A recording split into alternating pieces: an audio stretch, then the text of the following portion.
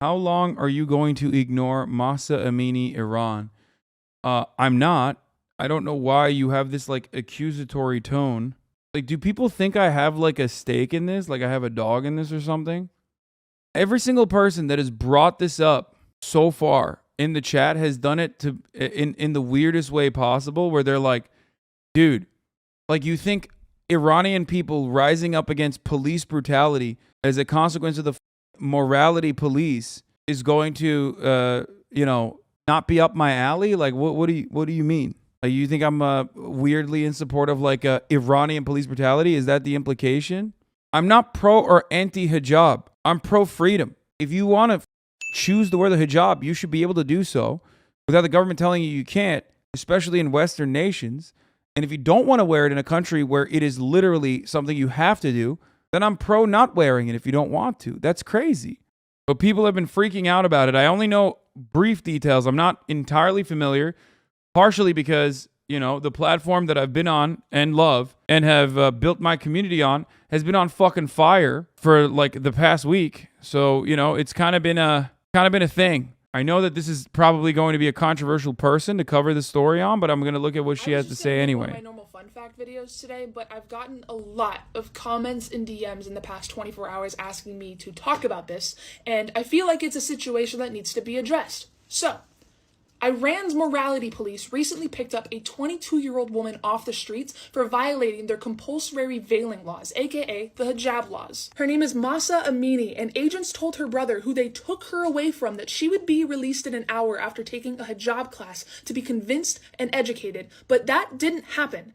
Her family found her in the hospital, in a coma, pronounced brain dead. Police beat this woman to death over a dress code. These morality police are known to harass women, okay? Slapping them, beating them with batons, dragging them by their hair, forcing them into vans, and then running over family members who try to fight and get their loved ones back.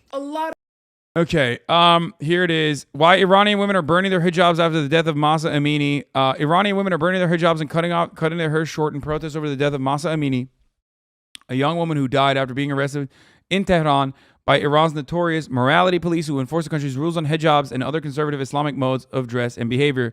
Notice how this NPR article says conservative Islamic modes of dress and behavior. For those of you who think like the entirety of the Islamic world is on board with everything that like anyone has ever done, notice how the word conservative plays a role in here, because things like the morality police or people who are fundamentalist Islamists, these people are conservatives. They're like the white evangelical Protestants and the psychotic like Christian weirdos in America, but in a country where they have even more power and even more control.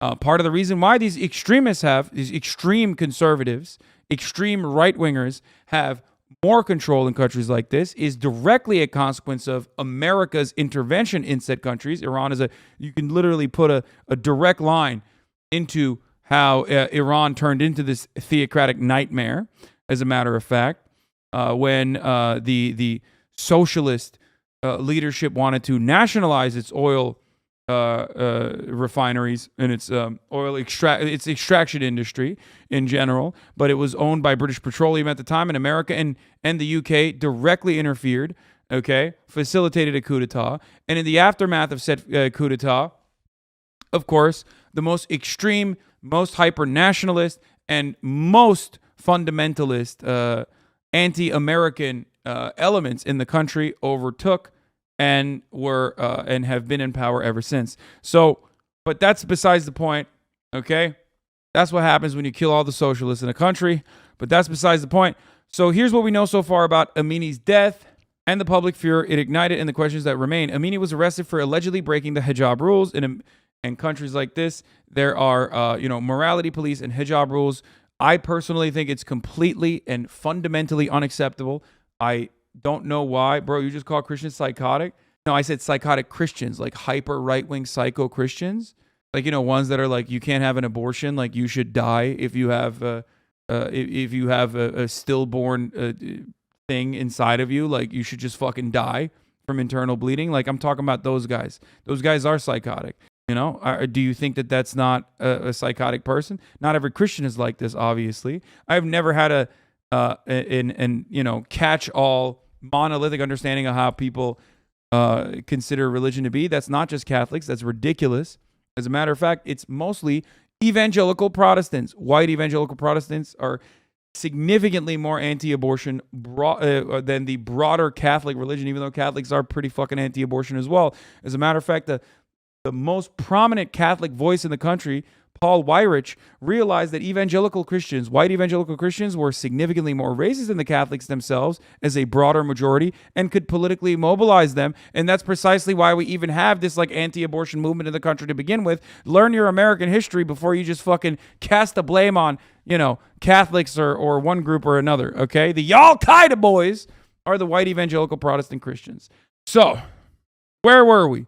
I am not an r/Reddit atheist who's like, I just hate all religion or whatever. I understand that it could be a tool for, guidance for some people. Everyone believes in dumb shit. A lot of people still believe in capitalism, so it doesn't even fucking matter. But also on top of that, we know the psycho-Christians we know there are psycho-Christians though. Aren't both extremes wrong? My friend, I'm going to say this to you one time. I knew you were going to do this. I am saying that the fundamentalist, extremist, right-wing Muslims are, of course, in the fucking wrong. But you, guided by whatever your precognitive biases were, literally are not hearing the words that are coming out of my mouth as I am covering this story. Why are you in here if you don't want to hear my feedback? If you're just going to fucking jerk yourself off about the preconceived notions that you had of me, then you don't have to be in here.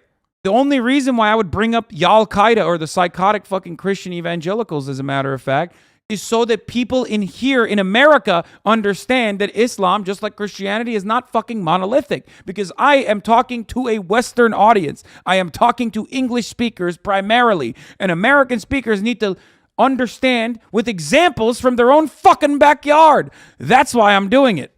Anyway, thank you for conceding, though. At least you didn't continue down the fucking brain rot, as I suspected you might. Amini was arrested for allegedly breaking hijab rules. Okay, she died the age of 22 in northern Tehran. She had been arrested on Tuesday and reportedly was taken to a hospital shortly afterwards. She suffered multiple blows to the head before she died, according to the London-based broadcaster Iran International. Amini was arrested in her brother's car during a visit to see family members in the capital. The outlet reported she was originally from Saqqez in the Kurdistan province. They beat her to death in custody.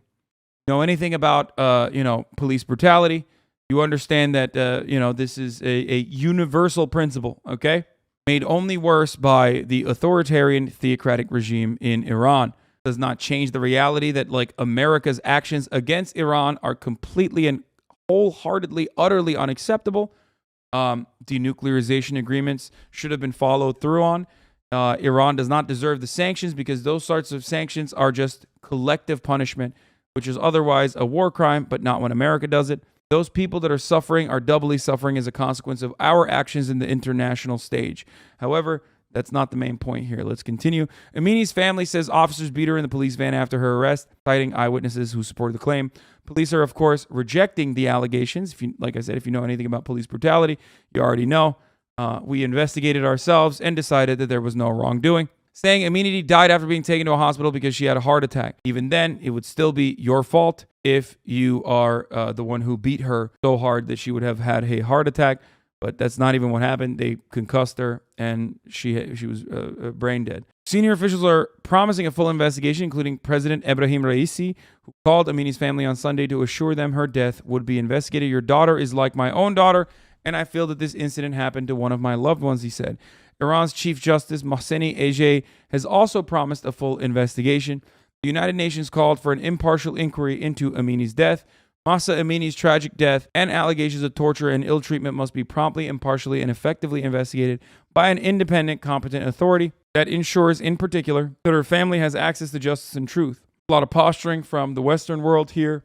They are on the right side, but also remember that the same Western authorities that would say we need an impartial third-party investigator had a hard time when talking about the unjustifiable war crime and the execution of a famous Palestinian journalist in a raid that the IDF was conducting in one of the camps. So, great clip of your position on religion. Okay, liberation theology is an example of good religion. And the justification for slavery, also found within Christian doctrine, is an example of bad religion. Okay, it's just a tool. But some of you guys are incredibly sheltered and refuse to recognize that, like, a big chunk of the fucking planet still have these ideas, and they're not as inherently hostile towards them as you are. And if you want to build like an internationalist perspective, an internationalist movement, or if you want to be more understanding of others and empathize with the way that they've grown up, you have to also allow them to believe that you don't believe in. As long as they are not hurting solidarity, as long as they're not using their religious beliefs to personally turn around and abuse marginalized people further. There you go. A photo of Amini lying comatose in a hospital is the heart of the rallying cry for Iranians who want more freedoms and rights for women. Yes, the story I was referencing with respect to the occupying force was the Abu Akleh story. The Abu Akleh family has submitted a formal complaint calling on the international community to investigate the murder of Shireen Abu Akleh. Remember, the Israeli propaganda immediately coming after, saying that her death was not in the hands of an Israeli sniper who purposefully, knowing full well that she was a journalist, as was indicated by her gear at the time, shot and killed her through her helmet, shooting her directly in the neck. The government has pointed to its own images to prove Amini wasn't beaten in custody. Shortly after her death, Iranian police released surveillance camera footage part of her arrest. Video shows the woman suddenly collapsing on a chair while she was talking by a female police in the police station. After they beat her. This is Iran's George Floyd moment. British Iranian actor Omid Djalili said in a video posted online, drawing a parallel between demonstrators who want the change in Iran and Americans who call for police reforms after Floyd's death in custody. There's social media movement around it as well. And women are now burning their hijabs in protest in their demonstrations. They've been demonstrating for nearly a week, with some women setting their headscarves on fire in the streets. Video shared by BBC lead presenter Rana Rahimpour shows women standing on top of burning police cars, rallying against the Islamic Republic. One question is whether this will stay as a hijab protest or mushroom into a larger anti-government movement. At least 7 people are reported to have been killed since the protest began throughout Iran, according to the BBC. And from what I understand, they have blackouts. They've done blackouts on the internet as well every now and then. So yeah, the government cut out the internet completely and is killing people in the streets. Yeah, that's what I've heard as well. IG and WhatsApp are currently down in Iran. And this is already an anti-government movement. Yeah, of course. What? Fuck Iran. Keep in mind that this is National Pentagon Radio. It doesn't matter. Yes, I'm sure that the American State Department will use any opportunity it can to destabilize Iran as best as they can. But ultimately, this is, once again, a legitimate movement of people who are not happy with a insanely oppressive